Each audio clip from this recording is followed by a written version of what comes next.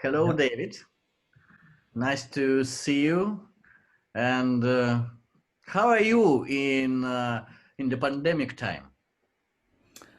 Yeah, things are not too bad. We're in lockdown at the moment, but the area where I live, it's not too bad. Mhm. It could be a lot worse. Other parts of the country, um, it's far more prevalent, but here it's not too bad. So yeah, just fine. Yeah, okay. What's your attitude to the ISO standard of knowledge management? I'm one of the skeptics. I'm not so sure it will have a bigger impact as people think it might. I lived through the ISO quality standard, and I felt then that most organizations didn't take it seriously, that they saw the opportunity to get a quality certificate and a quality logo that they could put on their marketing material and claim to be a quality organization. But once they had sort of passed the exam, they put the certificate in the drawer and forgot all about it. And to me, quality is something that you live and breathe every single day, and it's the same with knowledge management. So I'm not so sure. Um, you know, Passing a standard, being certified in some way, um, is terribly useful. Now, I've heard a few. Well, there's one good friend of mine who believes otherwise, and he thinks that it will give KM a certain maturity that managers and organisations will start to take more KM more seriously because of the standard. Um, we'll see. We'll see. I'm not. I say I'm not terribly convinced. Um, it's a little bit like exams, you know. Mm-hmm. So many students study to get the certificate, to pass the exam. They are not really interested in learning. They're interested in the certificate because it's a certificate is basically a passport to say getting a good job. And I guess that's at the heart of, at the root of why I'm skeptical. I'm not a big believer in, if you're an airline pilot, if you're a doctor, if you're uh, you know, in that line of work, you want somebody who's been been through, thorough education, thorough examination. They've got their certificates. For KM, just given its complexity and given how different it is in every organization, it's very difficult to define precisely what KM is. It's different in different organizations. I'm not so sure it's quite the same. Now, I gather, to be honest with you, I haven't actually looked at the ISO standard, but I gather that it's very principle oriented. It's not sort of prescriptive in so much as it's saying that you should do this, this, and this. It's much more generous, much more open ended. It's much more principle based, and I agree with that. That sounds like a very good approach. But as I say, I'm a little skeptical. Okay, I see. I see. And you think it's not necessary to regulate knowledge management, right? I understand correctly you. It's not necessary to do what To regulate knowledge management. to regulate it. It's certainly not some. Yeah. I certainly don't think we should be regulating it. That might be fine for the pharmaceutical industry. Um, you know, but to regulate KM, to regulate how we create and how we manage knowledge. I think knowledge is far messier than that. I don't think you can Okay. regulate it. No. There are a lot of knowledge managers in different companies, right? Should we have professional certification for knowledge managers in this discipline in this company? What do you think about that? It's it's interesting. Once again, in the UK here, there's an organisation called CILIP, which is a organisation for information professionals, and they're just introducing certification for knowledge managers. I think that's a little bit different, and I have a lot more sympathy for that. That here you've got some sort of formal or more formal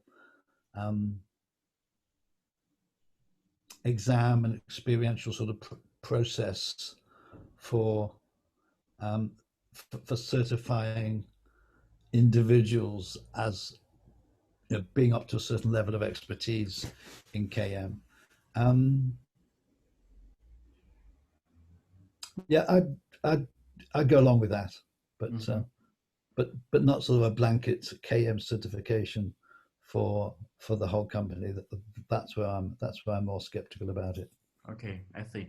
My colleague Evgeny asked me to ask you questions. It's not my questions. Brexit is Brexit associated with KM, and especially with the identification and fixation with critical knowledge.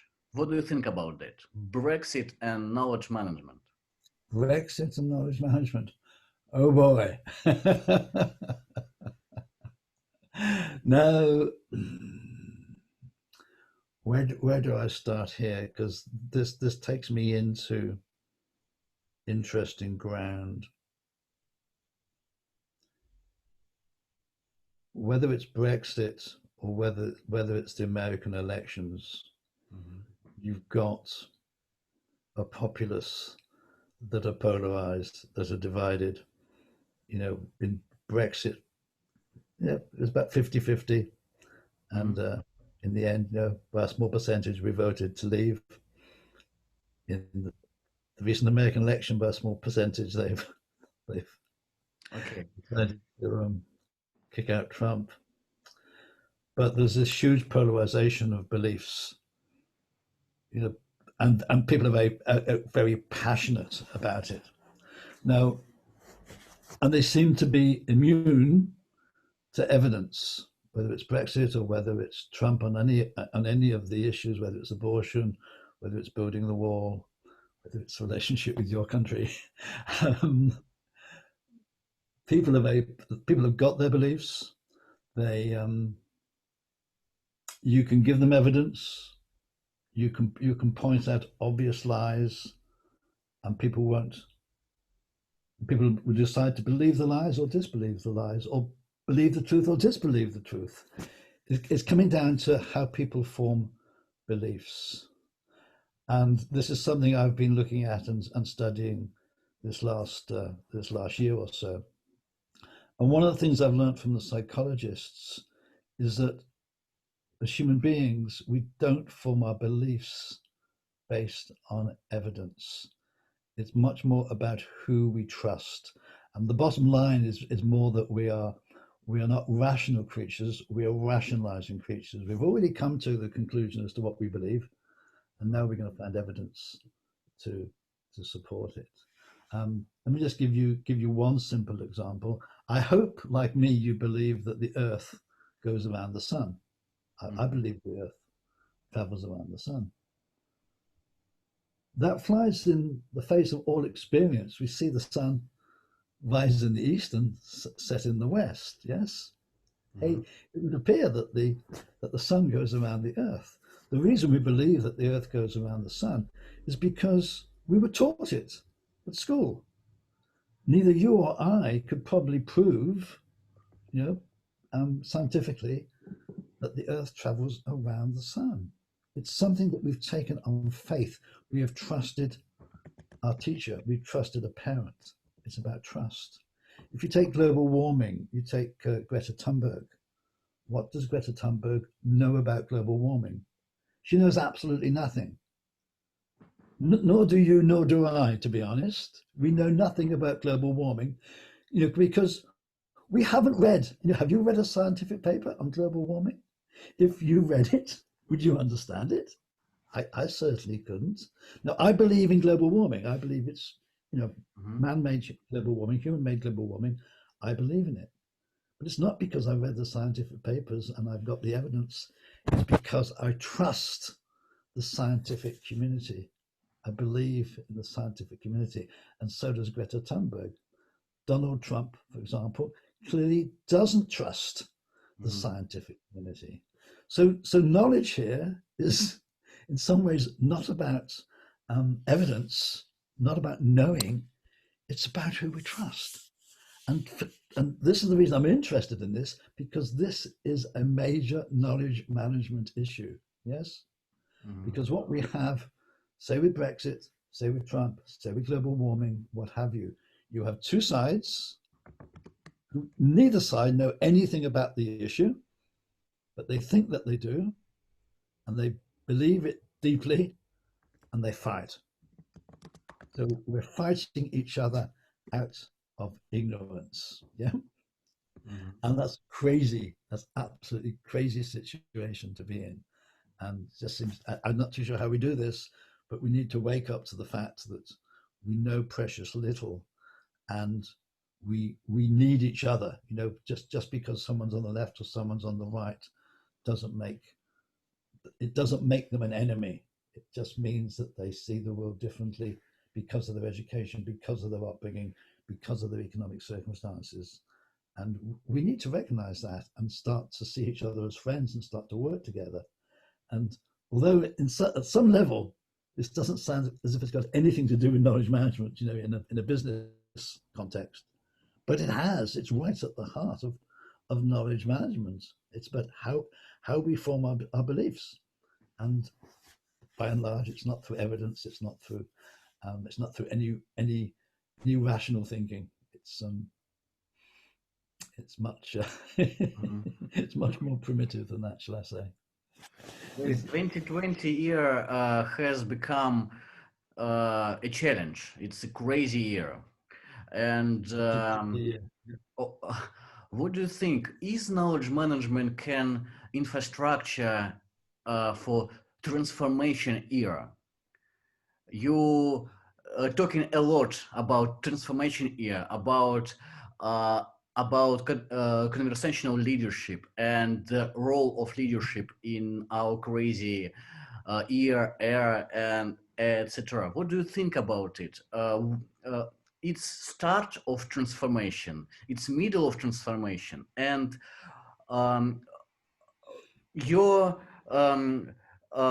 do you think about role of knowledge management in this transformation?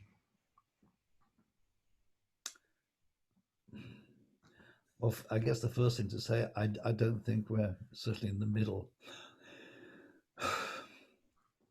We're in the middle of a lot of change going on in the world. I'm not so sure we're in the middle of a lot of transformation. I think we're failing to keep up with the change.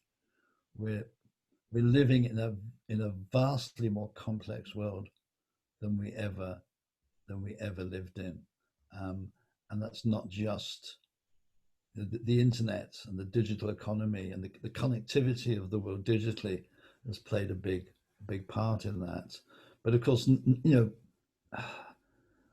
now it's not just the digital economy. It's the fact that certainly in this country, maybe I'm not so sure about Russia, but most of our manufactured goods come from China.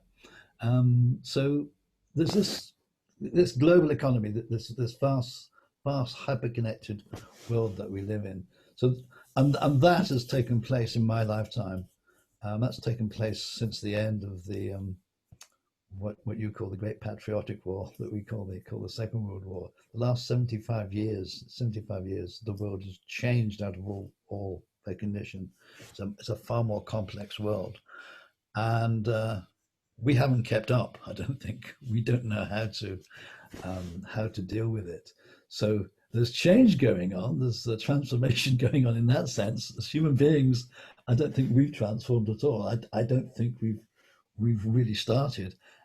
We're struggling with COVID. We're struggling with polarization, whether it's Brexit, whether it's the American elections, whether it's East-West, East-West divide. I mean, our countries are still kind of, if we're not at physical war with each other, there's an information war going on between the East and the West, whether it's between Russia and the West or China and the West.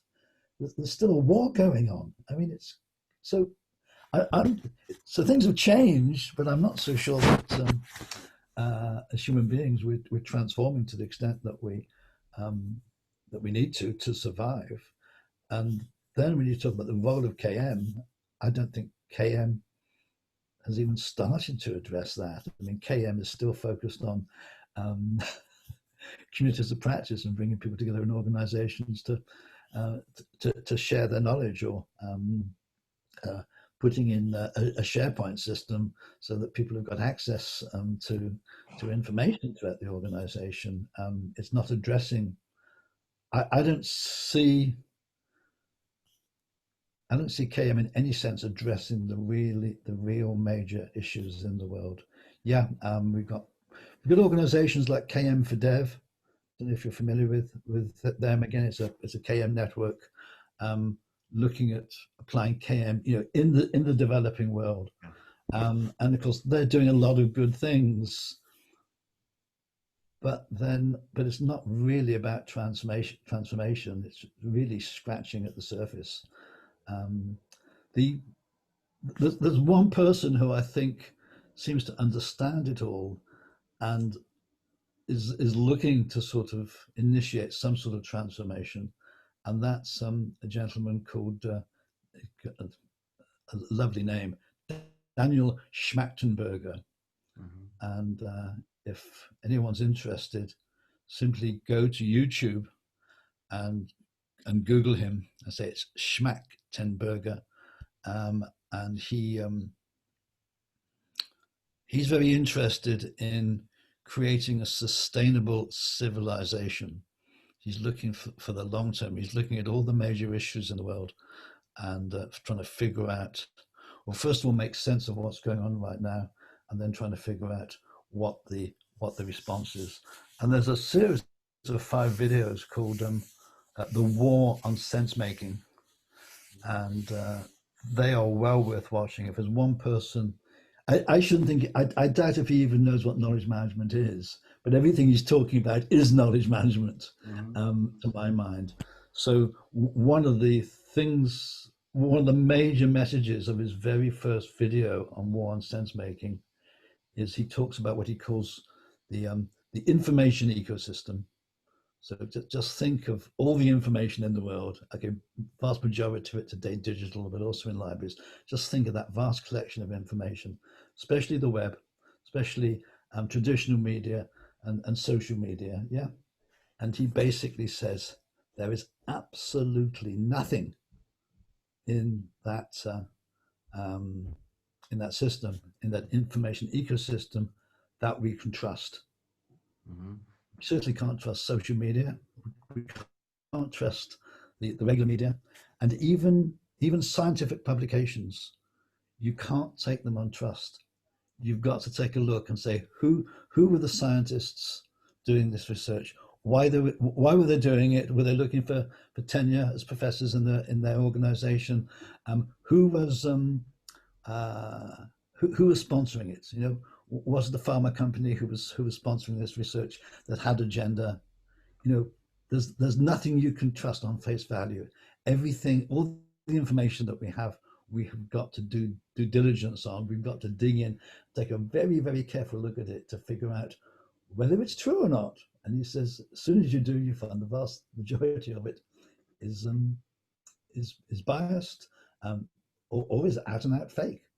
And again, this to me is a major knowledge management issue that again isn't really addressed by mainstream knowledge management. I think it's more people on the fringe of KM that are talking about these sorts of things, not the key KM figures, if you will. Okay. Makes sense? Thank you. Thank you. I know that you formulate very important and interesting principles of conversational leadership. I read about it on your site. It's very interesting content. I find out. Please tell our community. Please describe this principle. What this principle about? Why it's so important? Okay.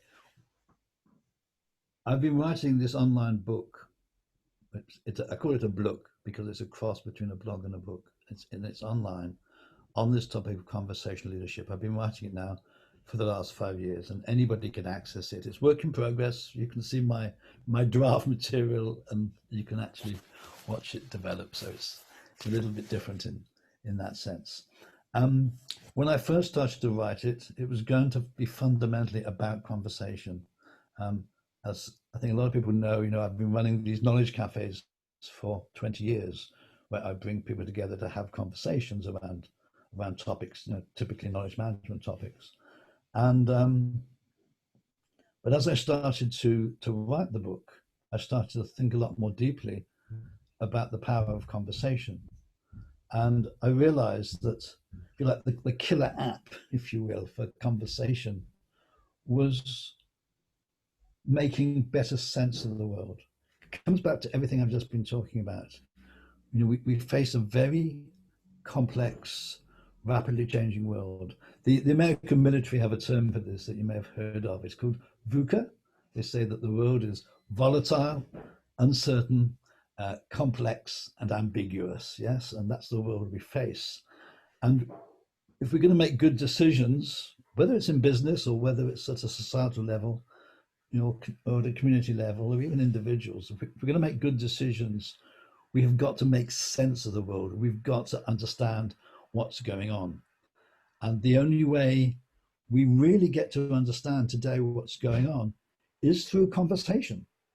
Because one CEO, one president, even given their boards, even given their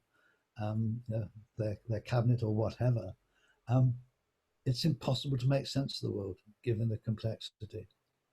So you've got to bring people with different backgrounds, different ways of thinking. You've got to bring some cognitive diversity to the issues. You've got to bring those people together so that they can have creative, open-ended conversations to figure out what's going on in the world. And if we can figure out what's going on, we then need to go a stage further. We need to stop and think about, okay, this is what's happening. This is what's happening with COVID, for example. Now, how in our situation, in our context, do we best respond to it? And that's sort of the meaning making. What does it mean for us? And then if we've done that well, then's the time to start to make decisions. So what do we need to do? This is what we need to do. Having made the decision, we've then got to work together to implement it. So you've got sense making, meaning making, decision making, working together. All of that, what does it require? It requires conversation. So to me, conversation, improving the way we have our conversations is the most important thing in the world. I can't think of anything more important than being able to talk about these things. Yes. So that's the conversational piece of conversational leadership. The other piece is the leadership piece. Now, most people think of leaders.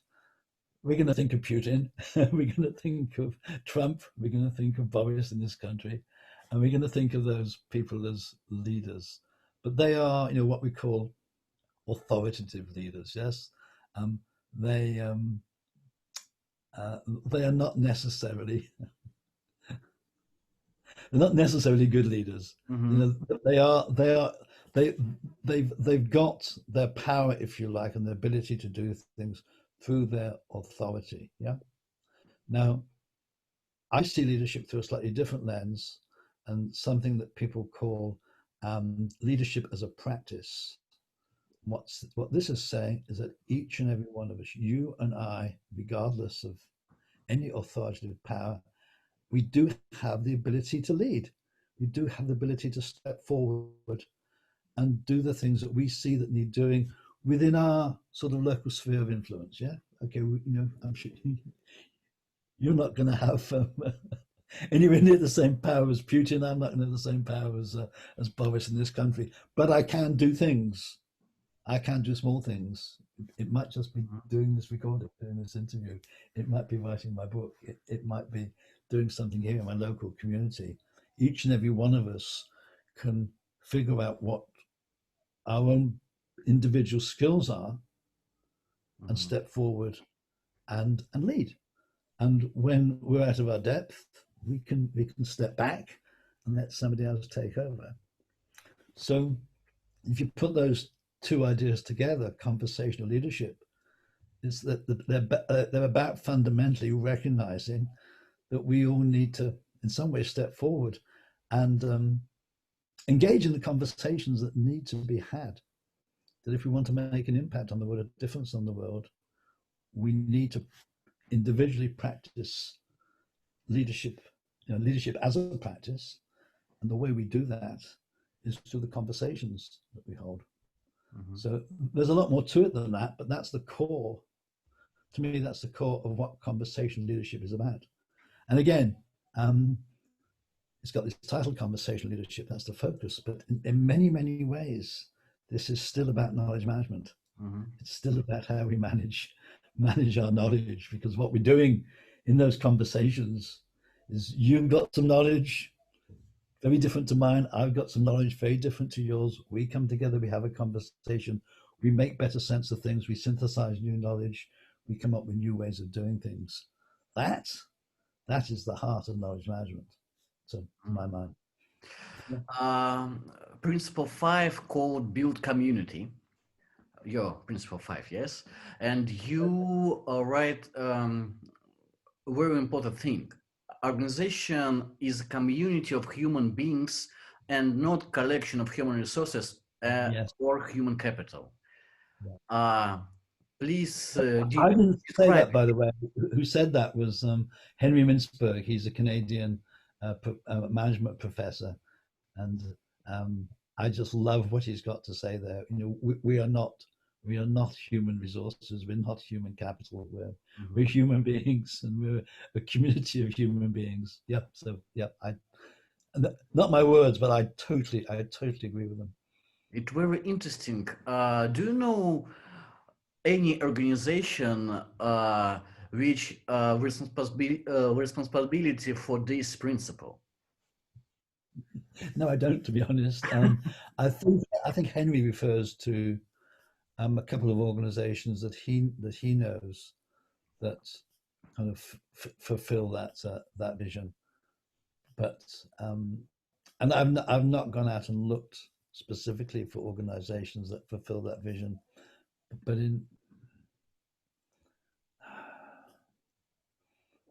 the vast majority of organizations I know of and had experience of fall a long way short. I think there are some. I think some of the high tech, some of the new startups, and sort of high tech companies, maybe in the States, get close to it, but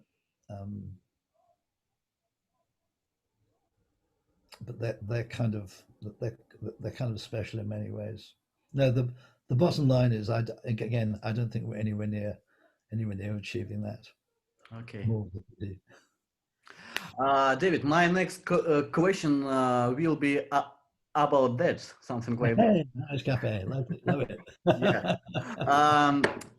My friend Alec Lavrov asked you, what new solution do you have in the Knowledge Café method? There's nothing terribly new in the cafe. I mean, I've been running the cafe pretty much the same way for 18 years, almost 20 years. I guess the one thing that's new is I'm not running it face to face at the moment. I'm running it virtually. I'm running it on Zoom. I started using Zoom 3 or 4 years ago, long before most people knew what Zoom was. And there is something a little bit different, something I do in Zoom today that I probably wasn't doing a couple of years ago. For those of you who are not familiar with the cafe, let me just briefly describe the process. So the cafe is about bringing a relatively small group of people, maybe 20 people, 30 at the most, together to have a conversation around a topic of interest, typically to learn from each other, typically to get further insights, again, to make sense of things. It's not about decision making or planning. And in the physical world, people sit at small tables in groups of three or four. I find the best conversations are in small groups. There's a speaker at the beginning of the session, speaks to the topic, poses a question. People then have a conversation at their tables. They move tables 3, maybe 4 times, and eventually we come back together as a whole group to have that to have a whole group conversation.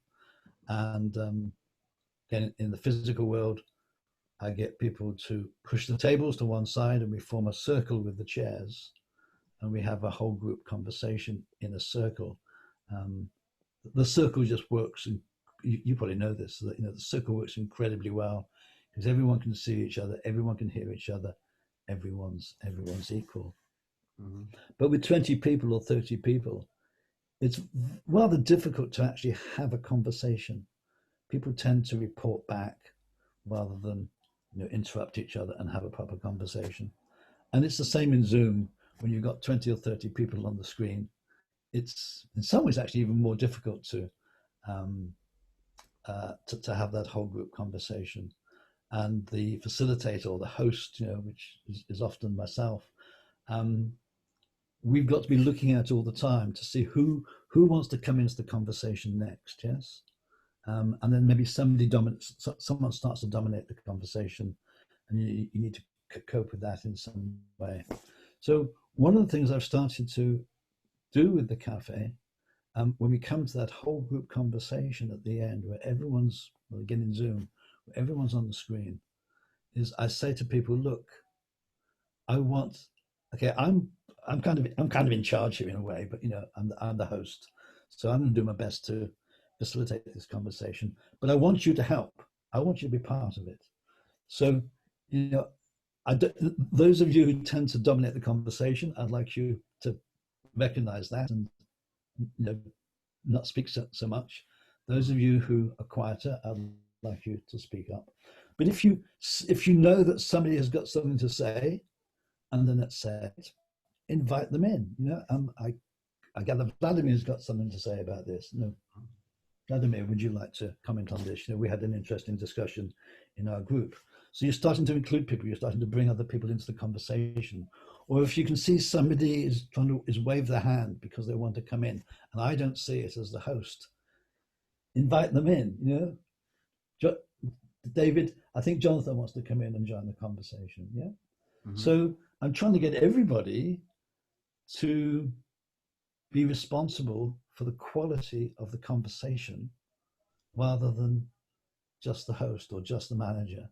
And that's something we don't do in our organizations. If we have a meeting, somebody will dominate, some people won't speak up, and everybody relies on the manager or the host or the facilitator in the room to control that. So they don't do anything, and they come away and they moan about it. But what you want is for everyone in the room to act as a facilitator, act as a host, and to take responsibility for the conversation.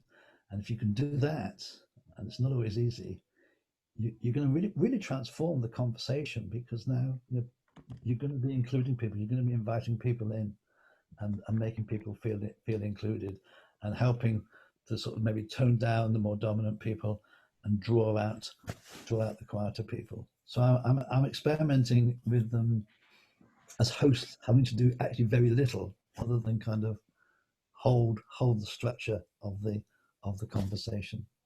Make sense? Yeah. Okay. My one of the last question. A lot of people think that KM died because we have discipline with old tools. Knowledge management no longer developing. Some people think about. Do you agree with that? And what's next after knowledge management? I mean, KM certainly isn't dead. I mean, if you just go on LinkedIn, there are tens of thousands, maybe even hundreds of thousands of people who have got, who are called knowledge managers. There are so many people working in the KM field. It's certainly not dead. I'm not even too sure it's sort of dying as such. One of the things I've always said about KM is that it doesn't matter what you call it. The need to better manage information, to better manage knowledge doesn't go away. That's not going away. It gets more challenging by the day. So whether you call it KM, whether you call it Kim, whether you call it collaboration, whether you call it conversational leadership, it doesn't matter what the hell you call it. It's needed. And lots of people are doing it. As I came across by accident, I was in a library not so long back, and I overheard two young women talking, and it was clear that they knew nothing about knowledge management, but everything they were talking about was knowledge management. And I got talking to one of them earlier, and in fact invited her to one of my cafes. And I mean, okay, I'm 72. This young woman, probably about 32. She's a good 40 years younger than me, doing a lot of amazing things herself. She's like independent consultant, working, in fields of sort of like collaboration and fundamentally KM. But she'd never heard of KM, which is kind of interesting.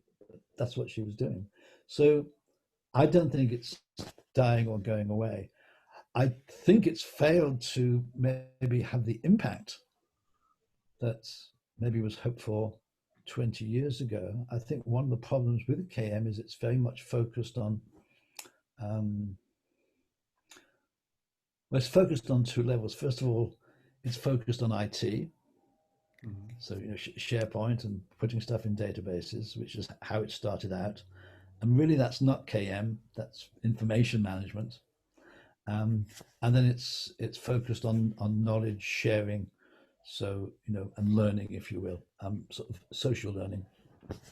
And it's not really focused on the big strategic issues. I think in most organizations you could take KM away, and the organizations would still, they would still operate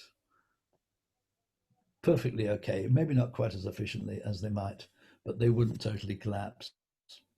Now, I would like to see a situation where KM is so central to the organization that if you took it away, the organization would collapse. And I don't think that's true. I don't think that's true today. KM's never been strategic. It's always been about sharing and improving and learning and doing things better. It's never been about transformation, to use your term earlier. So it's not dying. And in many ways, it's still growing. Whether it's still going to be here in 50 years' time, I don't know. Is anything going to replace it?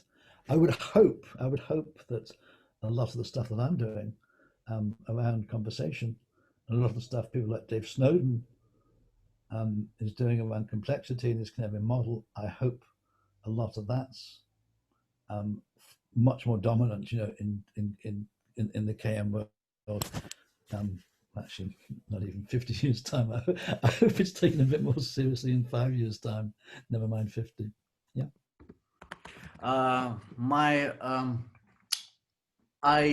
think a lot of time about this. What do you think? Does e-learning some perspective in our world? Does e-learning what? Does e-learning perspective? Everybody have e-learning platforms, e-learning courses,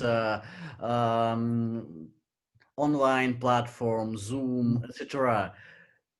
Is it our future, or we have some another destiny in learning? I hear you. It's an interesting question, because if I look at the way that I learn, I'm learning through the web all the time. You know, I'm learning through interviews like this. I'm learning through my knowledge cafes. That I'm learning through Zoom. I'm learning a massive amount of stuff through certain YouTube channels, TED Talks, all the papers. You know, anything I want to know about anything is there online. Yes, you know. Okay, I've got a pile of books as well. But how do I discover the books? I discover the books through online. So, in some ways, you could call that e-learning, because I'm gaining that information and that knowledge through the information on the web and through the conversations I have through the web. So you could call that e-learning. And that's the way I learn. But I've never gone and paid for an e-learning course. I've never said, oh, here's a module on some, well, like my website for my book. I've got a programming background, but I didn't know how to build a WordPress site. I didn't know how to program in PHP. I didn't know anything about WordPress. Now, I didn't go on an e-learning course to learn that. I just started doing it.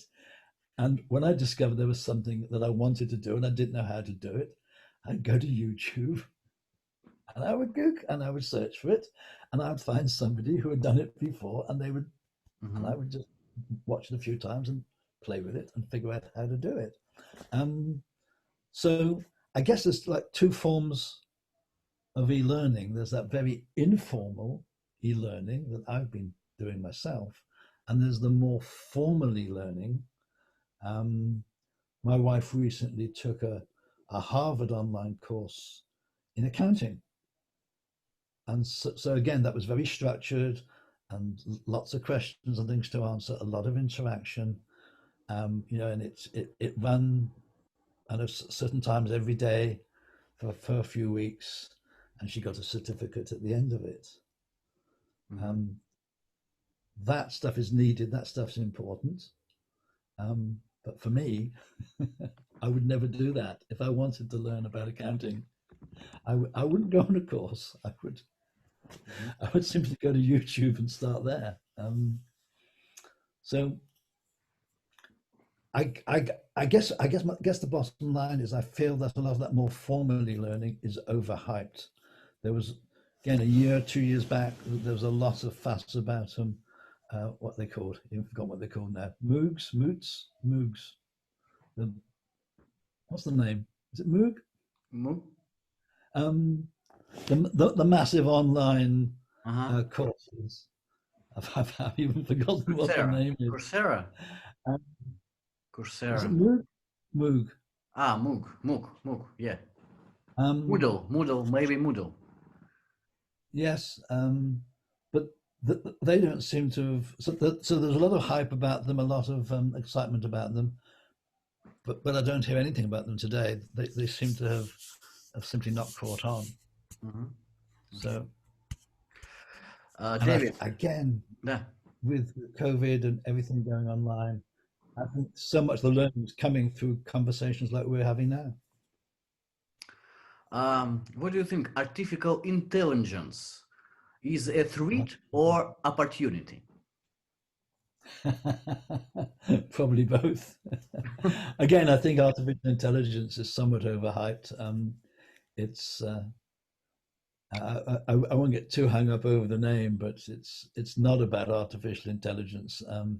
It's very clever, very smart algorithms, you know, doing very clever things, but it's not intelligence in the sense of human intelligence. The one thing we seem to have made very little progress on, as you know, in scientific research, is consciousness. I mean, you just stop and take in the room around you, and our human intelligence, our human consciousness, our human knowledge. A computer running, you know, some fancy algorithm doesn't come anywhere near that. So I think there's a huge amount of hype with AI. Now, on the other hand, it is very, very powerful. And as we get more and more powerful computers, maybe quantum computers that, you know, maybe several orders of magnitude more powerful than existing computers and just masses and masses of memory, we're going to start to be able to do some really interesting things. I'm, to be honest with you, I'm not giving it a huge amount of thought because I'm much more interested in the people side of things than the technology side of things. It's as you say, it's going to enable us to do some interesting stuff, but also it's going to introduce a lot of dangers. We'll learn. Okay. We'll see in the next 10, 20 years, I think. The name of my YouTube channel is Ken Talks, and we have traditional last questions. It's how would you explain what knowledge management is to 5-year-old child? Okay, and you haven't given me any pre-warning about that.